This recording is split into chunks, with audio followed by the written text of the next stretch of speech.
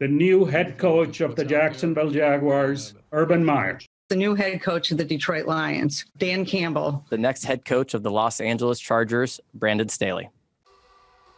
How does the old adage go? Coaching diversity is an issue in the NFL? Yeah, that's a tale as old as time. True as it can be. Despite it being a topic under a microscope, the sidelines of the National Football League continue to look familiar. For a league made up of nearly 75% black players, there are only 3 black head coaches. Besides all of the obvious reasons, here's the other problem with that number. It's the same number of coaches the NFL had when they adopted the infamous Rooney Rule in 2003, nearly 20 years ago.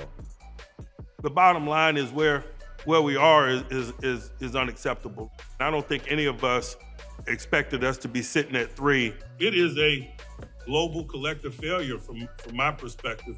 The Rooney Rule is an NFL policy requiring every team with a head coaching vacancy to interview at least one or more diverse candidates.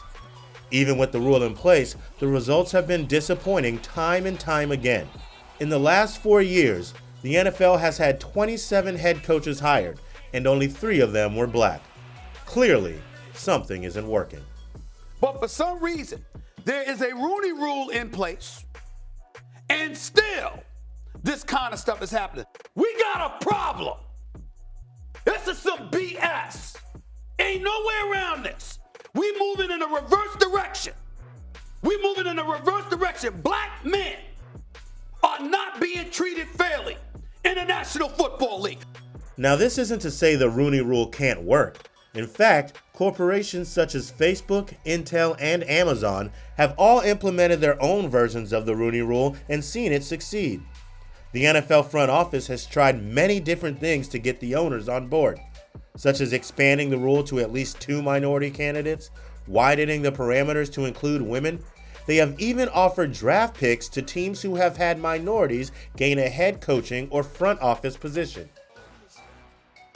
But Tony, if the league has to do this in 2020, how awful, how pathetic is the NFL?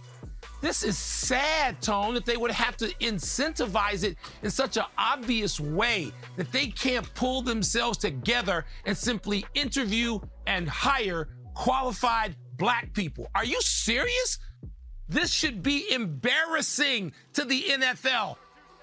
So why is it the NFL has such a problem advancing with the rule?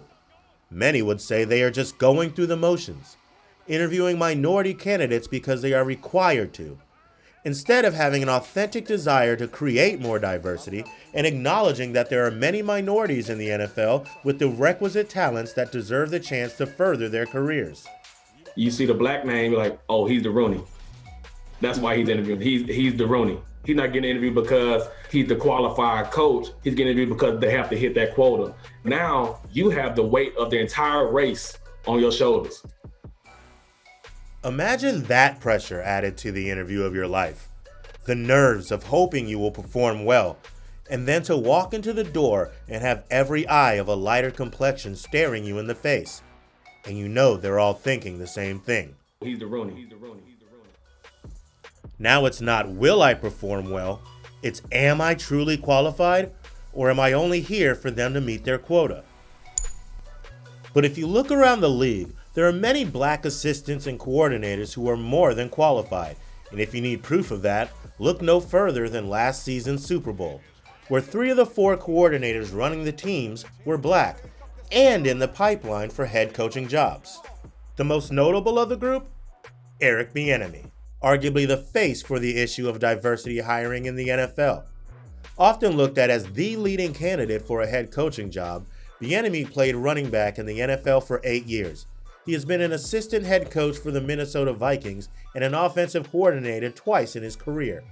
In his first 3 years as the OC in KC, he led Patrick Mahomes to a 5,000-yard, 50-touchdown MVP season. They would go to back-to-back Super Bowls and win a championship together. And despite interviewing 14 times with 13 teams over the last 3 seasons, he has yet to join the head coaching ranks. He's the Rooney. He's the Rooney. He's the Rooney. The biggest problem to me is this. Every time we talk about a job, we mention one African-American coach. We mention one black head coach, and that's Eric Bieniemy. But they could dig deep enough to find 7 white coaches to hire before they hire the one name that we have to mention constantly because we feel like it's mainstream enough for people to know. That's an issue. Eventually, the track record speaks for itself.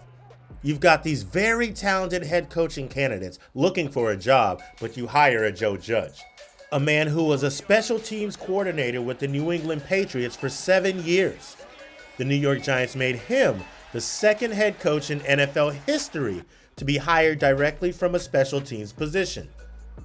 Or fast forward to this offseason, where the Detroit Lions entered a complete rebuild. After trading away their franchise quarterback, armed with the top draft pick in a serious need of a culture change, they hired Dan Campbell. Now, Campbell has a little more experience than Judge, as he worked side by side with Sean Payton in New Orleans for 4 years, but let's just say he doesn't fill you up with confidence for the direction of the franchise. We're going to kick you in the teeth, all right? And when you punch us back, we're going to smile at you. And when you knock us down, we're going to get up. And on the way up, we're going to bite a kneecap off. All right, and we're going to stand up, and then it's going to take 2 more shots to knock us down. All right, and on the way up, we're going to take your other kneecap, and we're going to get up, and then it's going to take 3 shots to get us down. And when we do, we're going to take another hunk out of you. Before long, we're going to be the last one standing.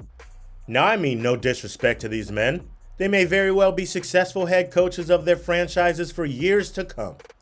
They may also fail and be fired. But shouldn't a black coach be offered the same chance? Does the NFL think black coaches need to be protected from failure? That's a part of life. And I think any man, regardless of race, religion, color, creed, and sexual orientation, will tell you, we embrace failure because it makes us better, makes us stronger.